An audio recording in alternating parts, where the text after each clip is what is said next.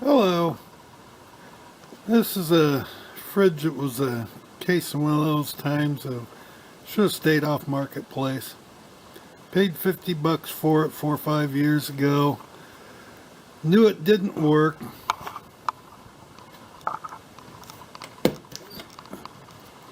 Didn't have but one shelf in it, and that was it. This is one of the ones that had the R114 in it. I rewired it and stuff. Also, it's one that has the restrictor up by the evaporator at the end of the cap tube, I believe. And I think it's plugged and the compressor is shorting out. It definitely smells like burnt cotton inside the system.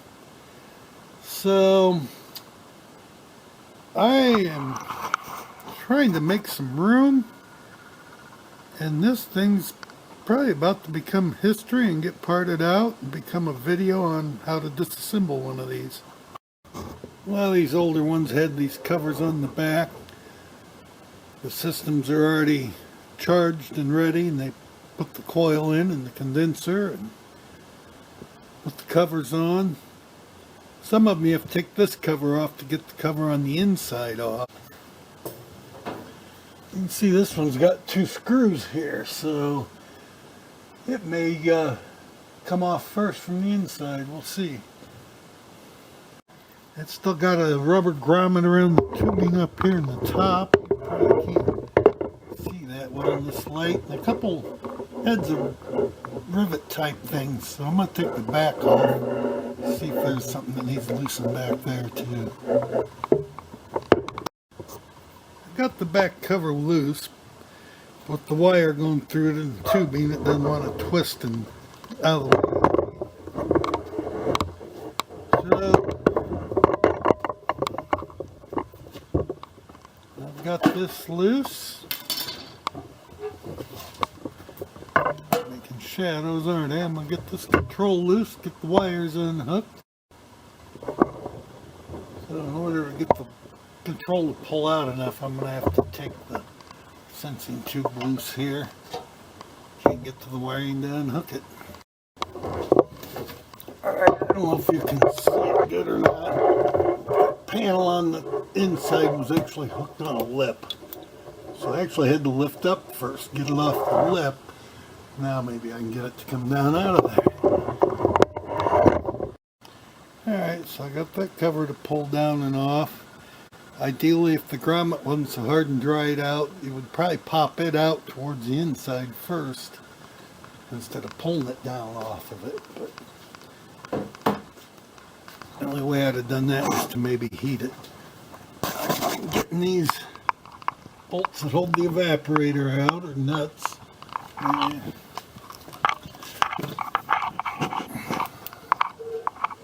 There you can see it. They got little rubber mounts or grommets, and they were stuck to the ceiling, but other than that, it's coming loose.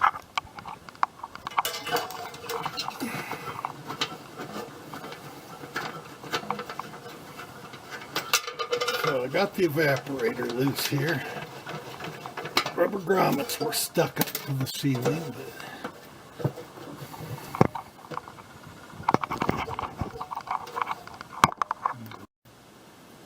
alright, so I've got this loose most of the way. All the nuts are off. Just come off the studs the rest of the way for me. Evaporate. So sticking a pizza box or board or something behind it like that will hold it there for now. The condenser unit on these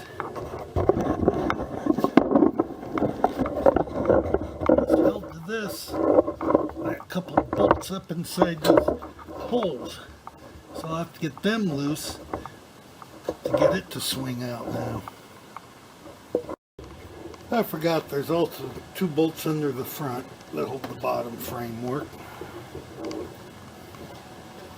Now on these like this, some of them, relays were mounted behind condensers and such. you were expected to pull this unit out like this to even work on it, change the relay or anything. This thing, either that restrictor was bad or the compressor going out kept making moisture, but I tried to save it. I even took 114 out of another old Frigidaire to try and save it, but I never could get it to keep flowing right.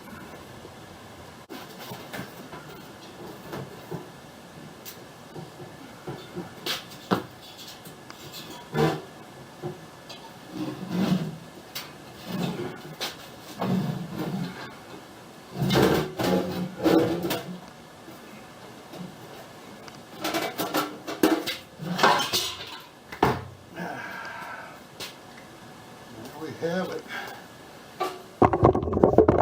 System intact and sealed. You just can't keep the lines. You have to be careful and gently curve them, or build some braces out of wood and such to hold it up for storage while you restore your cabinet and such. So I've been taking the breaker strips out, and for some reason along the top edge we have metal clips that snap in our holes on both sides. But on this side, and maybe the bottom, and the other side, I haven't got the bottom loose yet, we have another piece of fiberboard, maybe about like the breaker strip material that it's screwed into instead of the metal clips. I'm not sure why different one place than the other. Gotta get this catch off. Over here on this catch, this part, like many of them, lets you slide it in and out and adjust how tight the door is. The other half, I was a little surprised to see it was held on by wood screws. They have a block of wood back in behind here for it all to fasten to some way.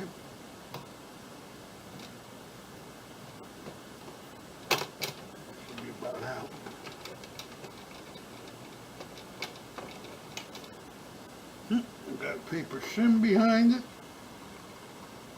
Wasn't quite tipping where they wanted it. Something.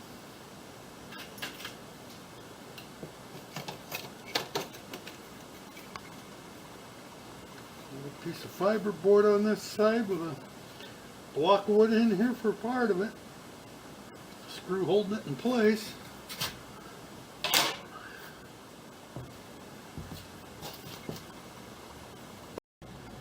On the bottom one, we got the metal clips again instead of the fiberboard. I'm wondering if they put the fiberboard on the side to help act as a shoehorn to keep the insulation back.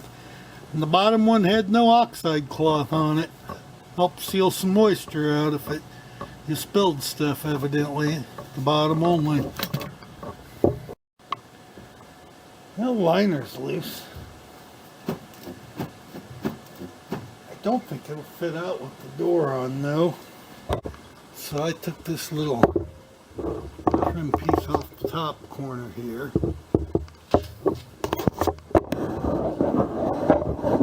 Same setup on the hinge up here, and those are coming loose. Over here, for some reason, we have a strip of that fiberboard on the bottom on this side only, an extra layer of metal over to here. The two outside screws went on through into that bottom layer of metal.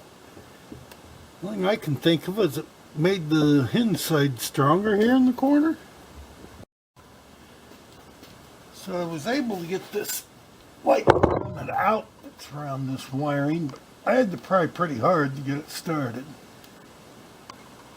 It's still fairly pliable.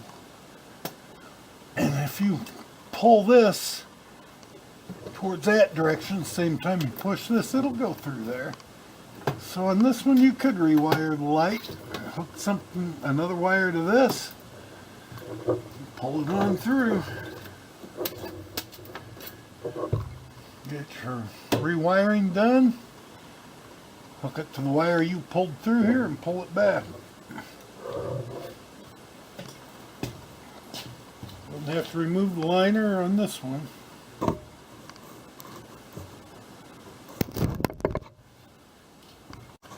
Even after spraying some more PB Blaster on the bottom side of that last night, letting it sit till tonight, I still can't get that other screw out. I've hit it with chisel and Phillips bit. So I started to take the door apart. And on this, as you can see, that's got a fiber board with rubber molded around it. Hooks on the inner part of the door liner here. The door seal itself was all part of this as one piece. The previous owners have tried to fix it up because it was all rotted and falling off. And that seals against a slope on the edge of this door instead of a flat surface. Right here. Crazy.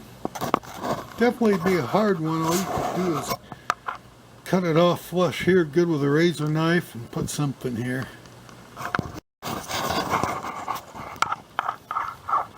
So the hinge side has got a metal angle and plate here.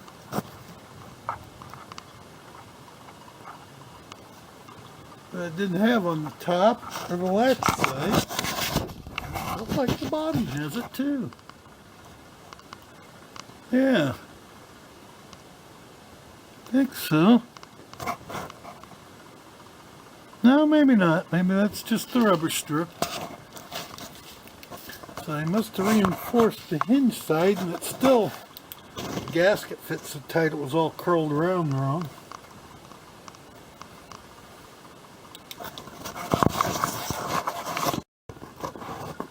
Now with most of the insulation out of the door, you can see they've got a round steel reinforcement going up the center.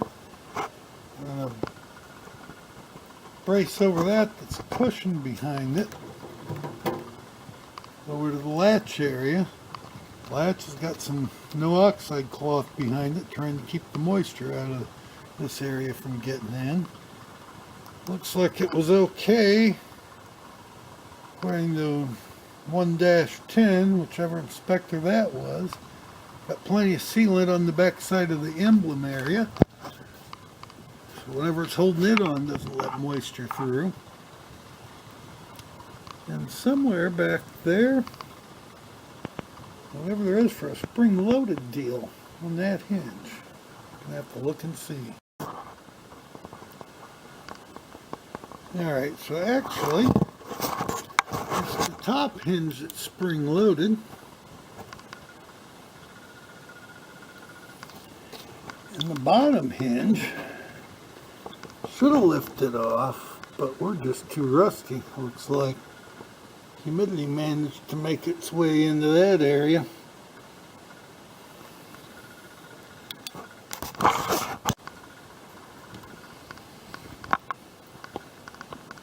They'll come out. Maybe I can get it to come off. And this seems kind of odd to me. The bottom piece is split. Split sealed on the back side with a piece of tape to keep the moisture out. But why did it need to be split if we're got corners that just go into those metal pieces? Why couldn't it have been one solid piece? Maybe it allowed them to not waste material. Well, I'm getting the liner out. Had to push those fiber boards back to get it to go past these. You can see that it's nothing more than a screw and a washer on the back side. We take that shelf post off inside. There must be a rubber washer under that metal washer too. Something's trying to grab the threads of that screw and keep it from coming right out. So that and the insulation's the only thing from you accidentally pushing it through too far if the liner's not out while you tried to change one of these. Somebody duct taped the shelf onto that one once. So I got that liner to clear out. Not only is there a wood piece on this side where the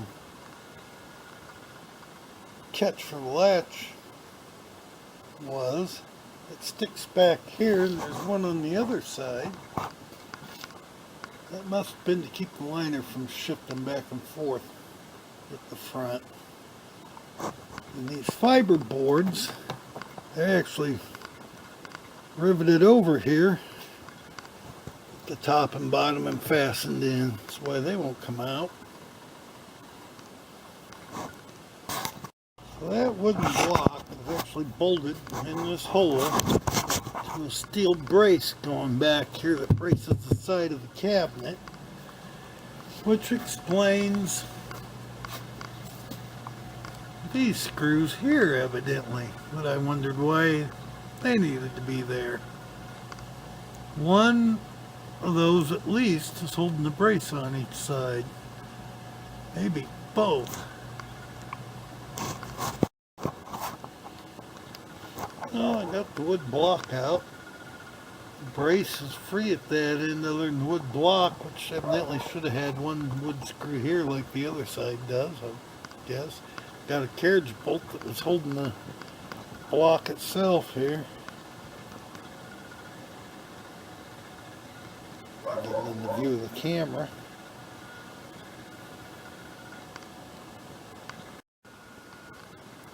This trim on top of these is covering this seam between the two pieces. That seam's got a sealant in it, keep moisture out. And these little clips are pushed into that, evidently while it's still wet. And this trim doesn't really come off and go back on very easy. You can maybe put it back on with some kind of automotive double-sided trim tape or something. I'm going to see if I can figure out how this handle all comes off of this door. There's one pin through here. This part pivots on. Doesn't appear that any of this snaps off, best I can tell.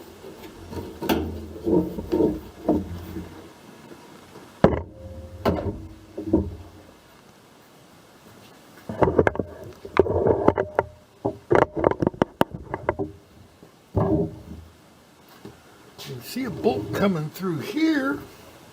It would appear it would have to come off from the other side. No oxide cloth. We got this cover, it's all bolted on there. There's a bolt over here, a Phillips. There's a couple screws here.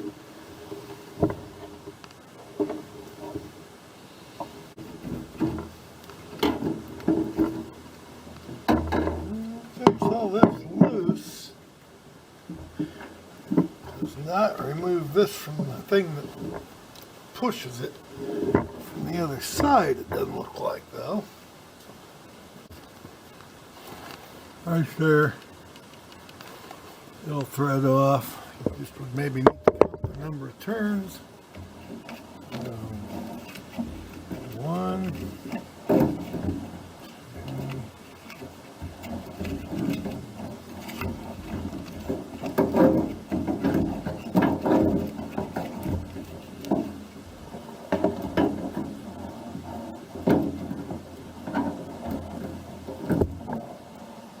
about 6, 7 turns.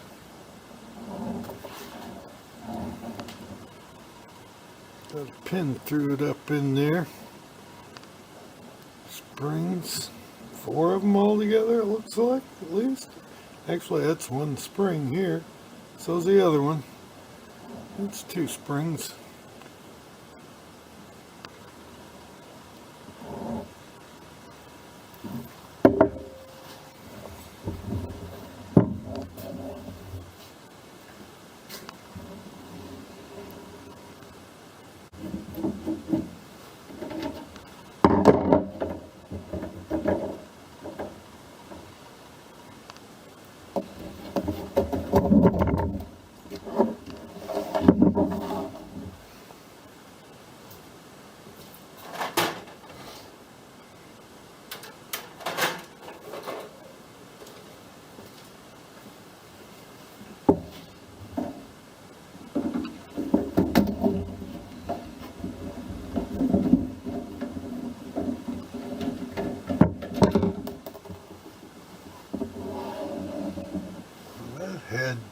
two washers.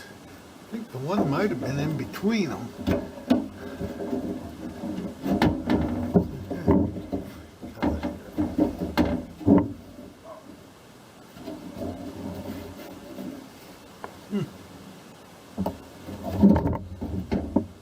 Well, there's more Phillips back there holding that bracket. There's another screw down here from the front. So I don't know, maybe you have to drive that pin out of that handle and reach down through there to get that all off.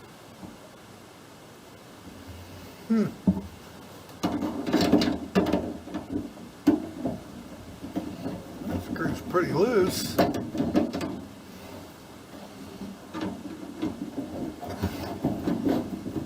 one wasn't very tight either.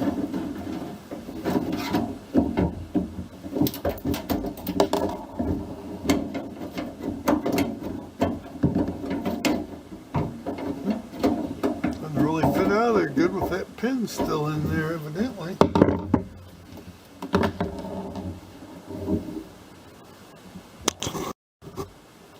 Alright, so I didn't even need to unscrew that. This square part was just stuck in a rubber seal, looks like, and would have pulled out with the latch. Okay, the pin's coming out pretty easy. Aha, that does pop out then. Just got a lip under here, and there's the two screws down in there. Real fine spring.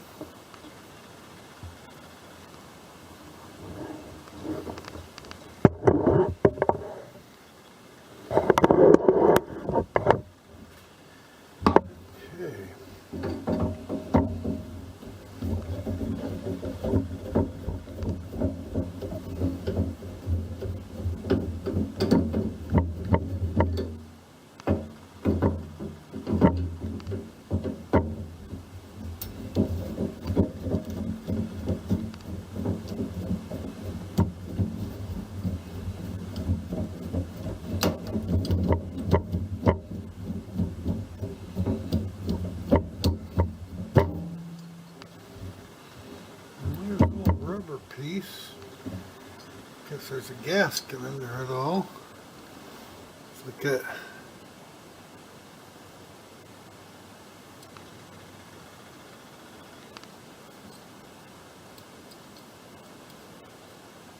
spring just goes under the screw head evidently. I don't know what we have in here. And a metal clip.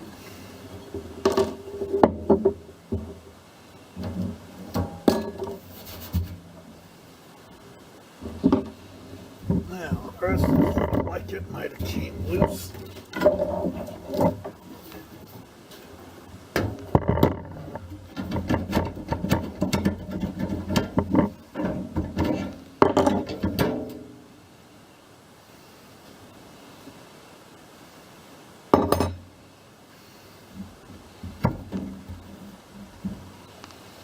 Just about as far as one can take that door apart other than get the emblem off.